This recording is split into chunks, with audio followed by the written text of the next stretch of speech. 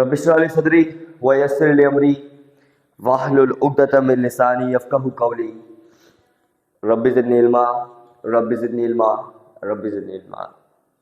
This is me Abdul Bari standing in front of you to give you a lecture on a topic of a biology chapter number 7. Chapter number 6 जो था वो complete हो गया हमारा, जो हमारा start हुआ था पहले से ही, उसके लास्ट एक टॉपिक बचा हुआ था तो कंप्लीट करके इसको खत्म किया। Chapter number 7 is about the bio energetics. खाली 3 चैप्टर बचे हैं, फिर ये भी एंड हो जाएगा 7, 8, 9। तो chapter number 7 is about bio energetics.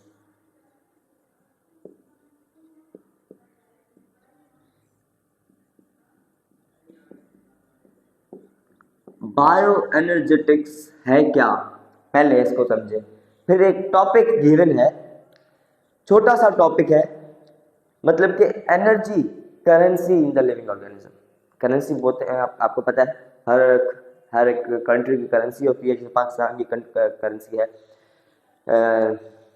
Rupees में, अब उनकी करेंसी है यूएसडी डॉलर में, तो ऐसे डिफरेंट करेंसीज है।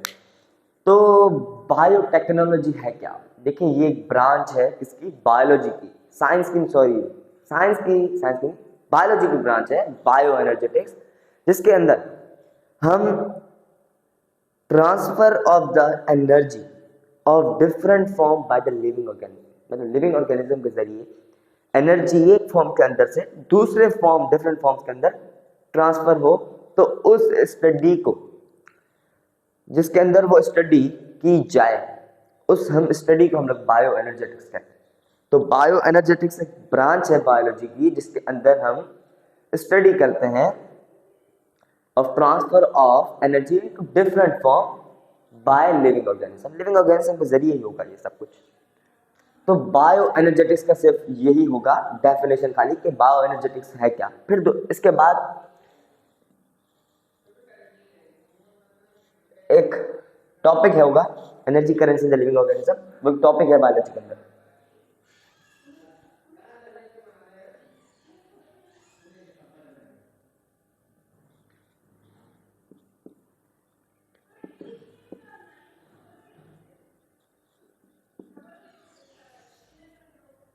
Bioenergetics is the branch of biology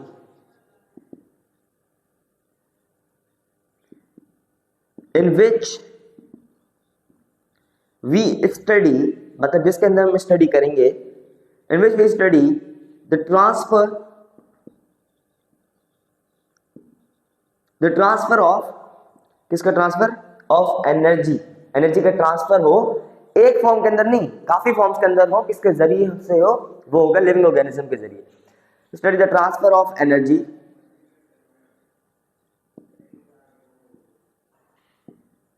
into different forms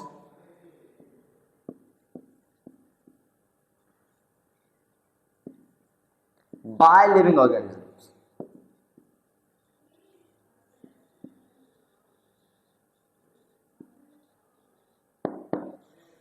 तो ये हो गया bio energetics complete. Bio energetics के अंदर क्या पढ़ा? बायो एनर्जेटिक्स के अंदर हमने पढ़ा bio energetics the branch of biology. ये एक ब्रांच है बायोलॉजी की, जिसके अंदर हम स्टडी करेंगे, किसकी स्टडी करेंगे? The transfer of the energy into different form. एक एनर्जी एक फॉर्म के अंदर नहीं आई, वो आएगी डिफरेंट फॉर्म के अंदर। तो एक फॉर्म के अंदर मतलब एनर्जी है, वो डिफरेंट फॉर्म के अंदर ट्रांसफर हो रही है, तो हम इस स्टडी को क्या कहेंगे? इस स्टडी को हम लोग कहेंगे बायो एनर्जेटिक्स। अब ये है एनर्जी करेंसी।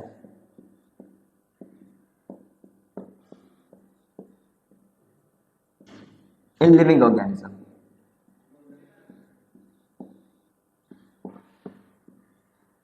ये हम ह्यूमंस के अंदर कह सकते हैं, क्योंकि ह्यूमंस भी तो लिविंग है। अब एनर्जी करेंसी क्या है? देखें, आप लाइट आपके घर में नहीं है, मिसाल फॉर एग्जांपल ले लें, आपके घर में लाइट नहीं है, बैटरी है। अब बैटरी के अंदर क्या है? एनर्जी को स्टोर किया जाएगा। क्यों स्टोर किया जाएगा? क्योंकि लोड शेडिंग के दौरान काम आ सके। तो हमारे अंदर भी यही प्रोसेस है कि अगर एनर्जी कम हो जाए तो एनर्जी अंदर स्टोर हुई भी होती है। तो एनर्जी मतलब एग्जाम्पल लिया हमने, एग्जाम्पल हमने लिया किसका, बैटरीज का। किसका लिया, बैटरीज का। बैटरीज के अंदर क्या होती है, एनर्जी स्टोर हुई होती है, एनर्जी स्टोर हुई होती है, बैटरीज के अंदर एनर्जी स्टोर हुई होती है। अब सेम प्रोसेस हमने किया ह्यूमंस के अंदर, मतलब ह्यूमंस के अंदर भी एनर्जी स्टोर हुई होती है, एनर्जी स्टोर, ह्यूमंस के अंदर भी एनर्जी स्टोर होती है। अब इसके अंदर काइनेटिक एनर्जी और पोटेंशियल एनर्जी का काम है, इसके अंदर किसका काम है, इसके अंदर किसी का काम नहीं है एनर्जी एनर्जी का, इस एनर्जी का काम है लेकिन ये काइनेटिक पोटेंशियल का काम नहीं है। इधर काम है एटीपी और एडीपी, ऑक्सीडेशन प्रोसेस हो रहा है, उसके अंदर एनर्जी मतलब बन रही है, ऑक्सीडेशन प्रोसेस हो रहा है, एनर्जी बढ़ रही है, ये ऑक्सीडेशन का नाम लिख देता हूं मैं, ऑक्सीडेशन प्रोसेस हो रहा है, एनर्जी इज क्रिएटिंग, एनर्जी बन रही है। अब एनर्जी को अंदर मतलब किस फॉर्म के अंदर स्टोर हो रही है, एनर्जी हो रही है एटीपी के फॉर्म में। ये एटीपी क्या है, ये एटीपी एक मॉलिक्यूल है, इसका काम है एनर्जी को शक्ल देना, एनर्जी इस फॉर्म के अंदर स्टोर हो, एडिनोसिन ट्राइफॉस्फेट,